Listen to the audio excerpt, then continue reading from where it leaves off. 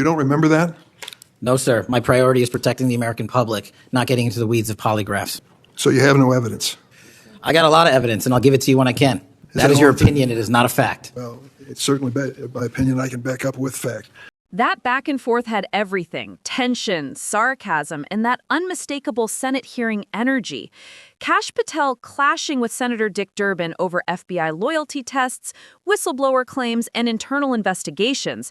It's the kind of exchange where every pause feels loaded. You can feel both men trying to control the narrative, but neither willing to back down. Let's rewind to see how it all unfolded from the start. Thank you, Mr. Chairman. Director Patel, in addition to the extensive purge of nonpartisan career FBI official reports indicate that dozens of remaining officials have been subjected to polygraph exams to test their loyalty. My understanding is that approximately 40 officials have been asked to sit for a polygraph during your administration, and several have been asked whether they have ever made negative comments about you. Director Patel, FBI agents pledge their loyalty to the Constitution of the United States, not you personally. What is the basis for requiring polygraph exams of your workforce and asking them if they've made negative comments about you?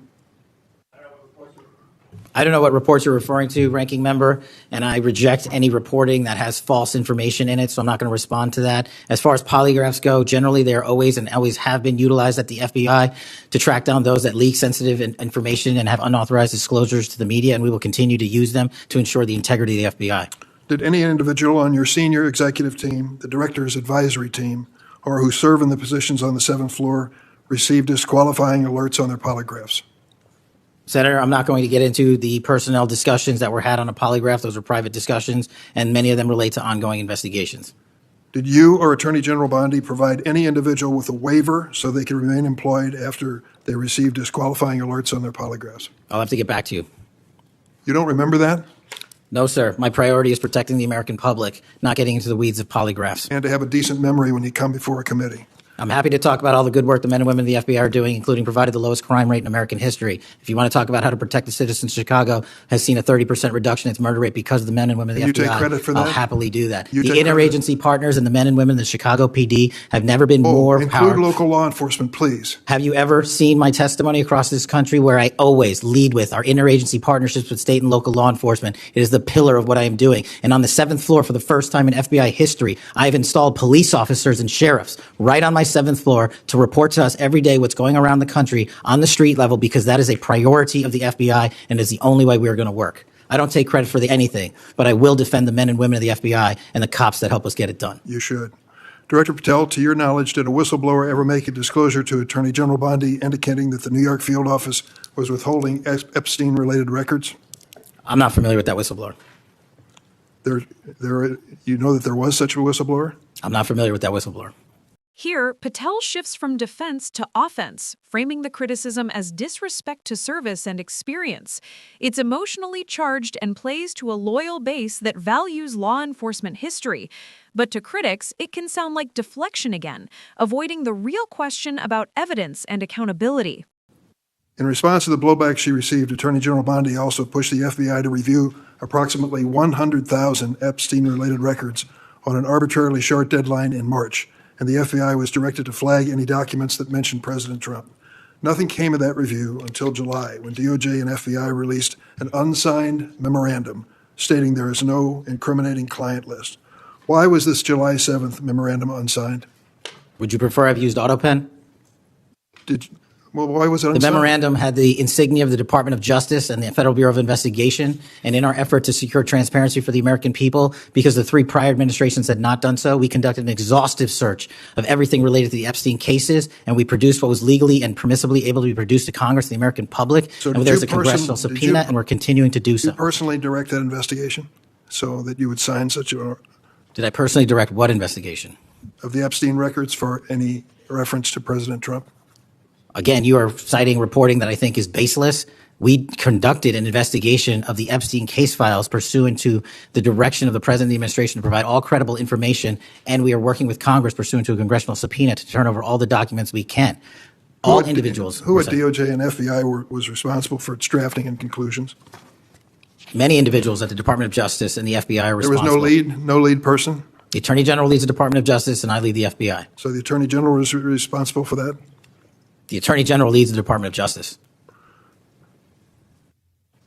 Director Patel, much like you, Deputy Director Dan Bongino was a conspiracy theorist who built a lucrative career making inflammatory and unsubstantiated statements about the FBI that would be disqualifying in any administration that cared about nonpartisan law enforcement.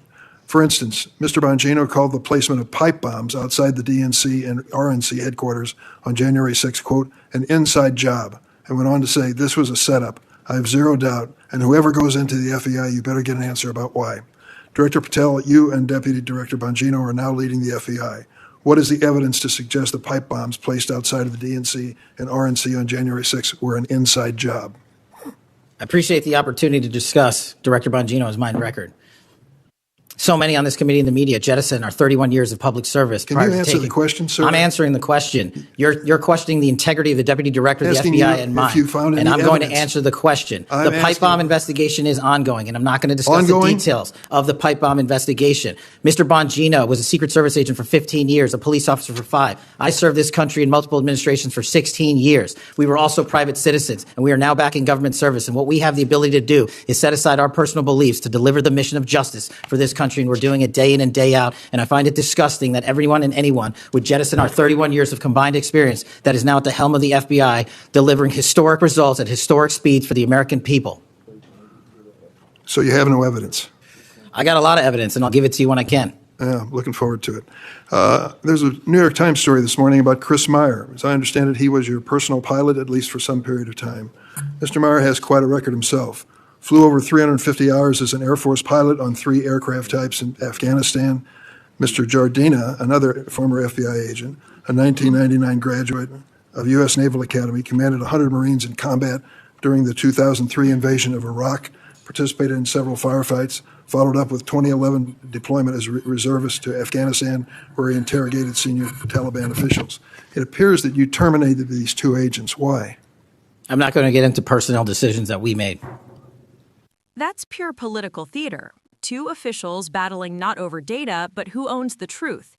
Exchanges like this remind viewers why hearings can feel less like fact-finding and more like sparring matches for headlines.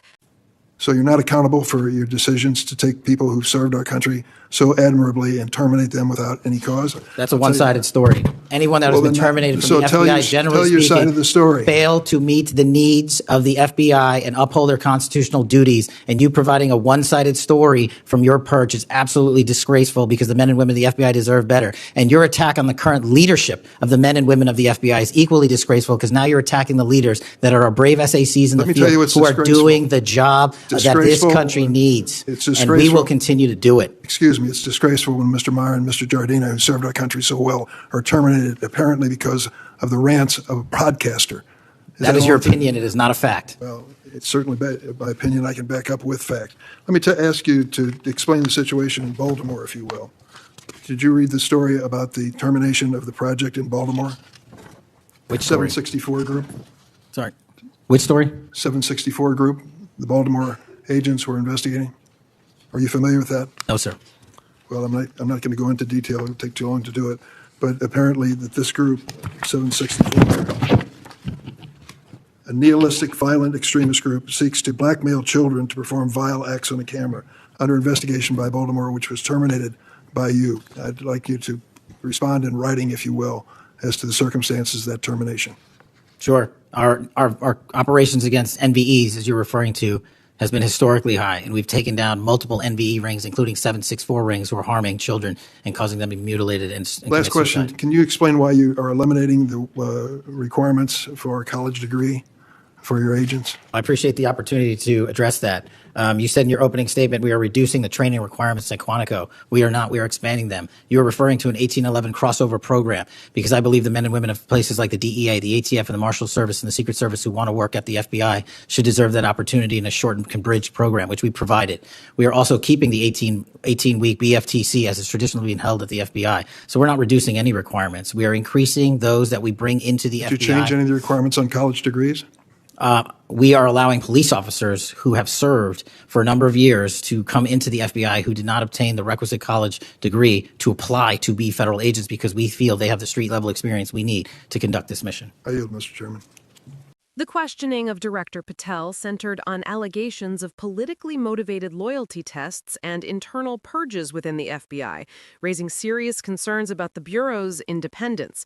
Patel's evasive answers and unwillingness to confirm whether waivers were granted for failed polygraphs only deepened doubts about transparency and accountability in his leadership. The exchange suggested an erosion of long-standing institutional norms, with loyalty to leadership seemingly prioritized over loyalty to the Constitution. Throughout the hearing, Patel repeatedly deflected by citing crime reduction statistics and interagency cooperation as proof of success, a tactic that appeared aimed at shifting attention away from the ethical concerns being raised. The discussion of whistleblower claims and the Epstein document review reflected a deeper tension between legitimate oversight and political posturing, as both sides used selective information to support their narratives.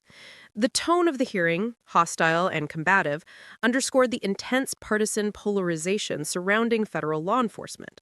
Lawmakers framed their questions as a defense of nonpartisan integrity, while Patel presented himself as a defender of the FBI's mission against political interference.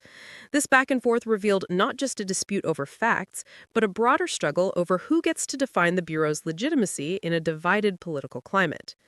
Patel's comments on recruiting policy also revealed a cultural shift within the FBI, as he defended allowing experienced law enforcement officers without college degrees to join the Bureau. Supporters may see this as a practical step towards inclusivity and field-based expertise, while critics might interpret it as lowering standards to accommodate political allies. Overall, the hearing illustrated how even discussions about internal management have become politicized, reflecting broader battles over the direction and credibility of America's institutions.